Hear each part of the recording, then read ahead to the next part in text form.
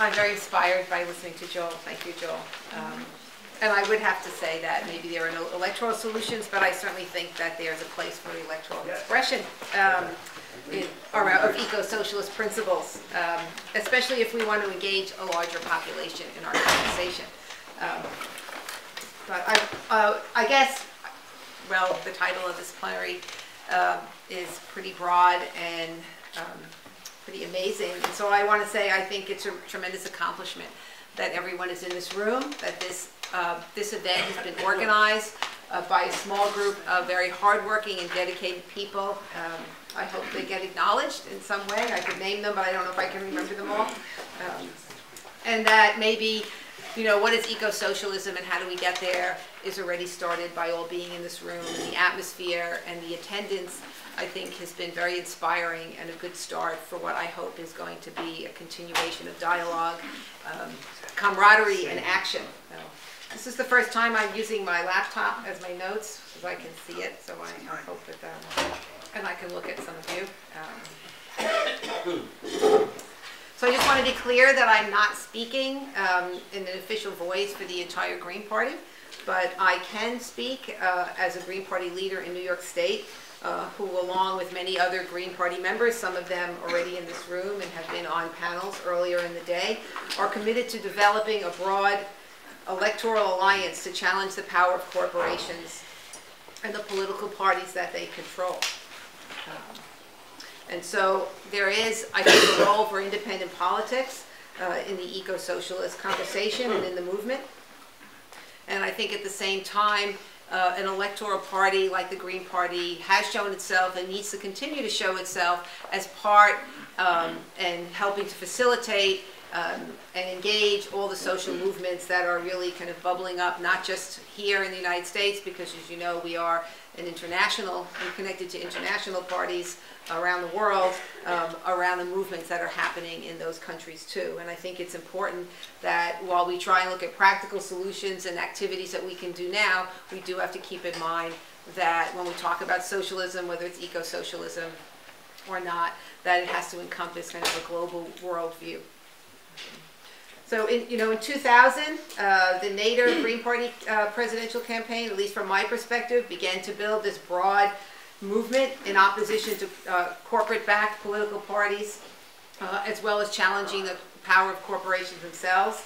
I'm sure Joel, if he had been the candidate selected, would have gone even further with that. But I came to that campaign as a socialist who had been working for independent politics in another milieu, and eventually kind of settled in the Green Party as a place to do electoral work. I'm the first one to say the Green Party is not explicitly an anti-capitalist party, but it's an anti-corporate party, and I think that gives us a lot of opportunities to talk about those kinds of problems and to be very independent of the Democratic Party, which I would hope that most people in this room, if not all, have made that decision a long time ago. I think one of the other thing about the Green Party is the decentralized nature of it really shows that those people running for office can really take on talking about a transitional program. I did so as a candidate. I think many other Green Party candidates have done so too. So talking about public power, talking about a national health program, talking about a guaranteed income, all those kinds of things that I think we try to engage the kind of wider public to talk about.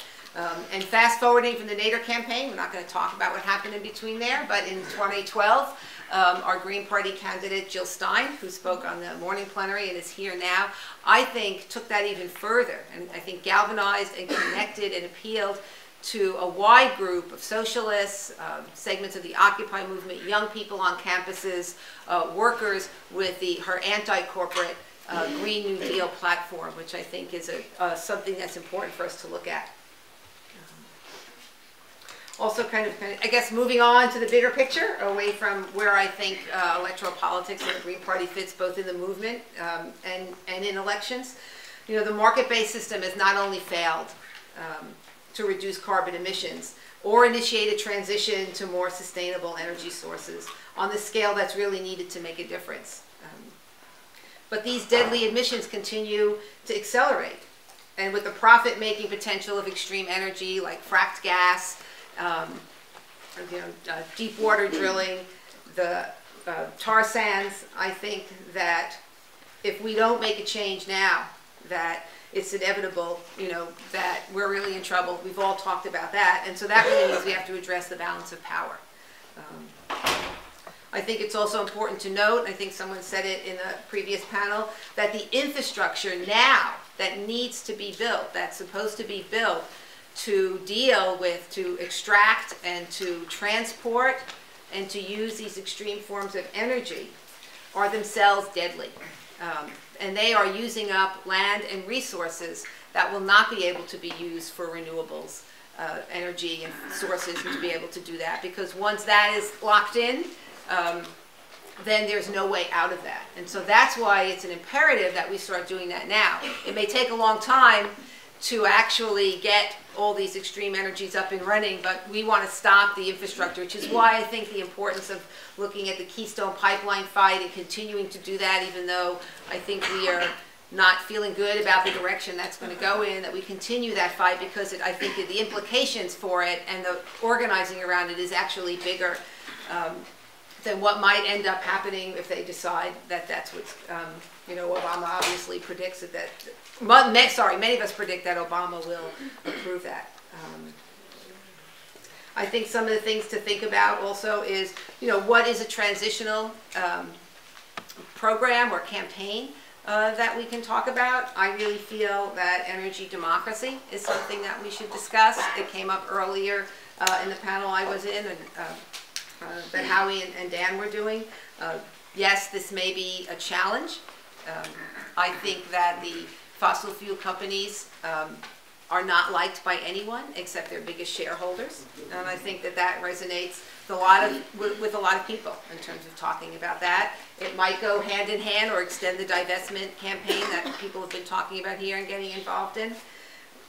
When you think about the combination of their obscene profits, the obscene CEO salaries, in addition to the oil spills, the explosions, I think people are ready to say that they have not done what they needed to do, that they are the ones that are polluting this planet, and that those profits really should be turned back into trying to build a sustainable energy system. And so I would agree, it came up earlier, that what we don't want to do is just take over the fossil fuel companies and have them publicly owned and keep producing them. But we need massive amounts of revenue to be able to get renewables to the place they need to be able to use that. And I think when we talk about publicly owned energy system, we also have to talk about, obviously, it being democratically controlled. And we think that some of us have been talking about public power that's already happening in different places. Sometimes it's working out, sometimes it's not. Sometimes those public utilities behave more like private companies. And so what we want to talk about is how can we do that in a local way, building out from local to regional, state, and then federal. The amount of money, whether it's from taxing and taking the profits, not only of what the fossil fuel, let's remember, fossil fuel companies not only have massive amounts of money, but they have massive amounts of political power and pressure. And also, they have a tremendous money-making power that is not yet realized. Right? It's still in the ground. And people have talked about that today. And it's essential that that energy source does not get extracted, because the 2%, you know, the 2% Celsius, won't matter anymore. That it will really be beyond the tipping point that we're talking about and we're getting very close to. So my feeling is, if we talk about energy democracy and we present that, I think that's a viable campaign that people would be interested in hearing about. I don't think it's a big solution. Obviously, we want to be able to say that we want a democratically controlled, sustainable energy system. But I think we need to find a way to get the resources to get there. I think we want to get people on board to say that what's been happening now should not be happening, to the detriment of not only the environment but public health. This is a big public health issue, and a big public health issue around the world, not just in this country.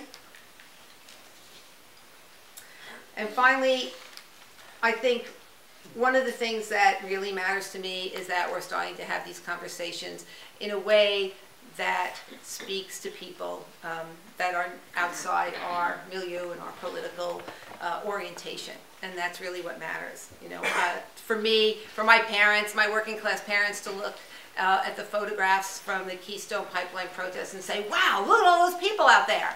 And really be impressed by that, by the fact that my son, who's 13, has real concerns about what it's going to be like when he is older, and Joel referred to this too, about the responsibility of not this generation, but 7 generations beyond. I think that making that a real struggle and a real demand for people, I think will show that, you know, that is what a socialist ideal is.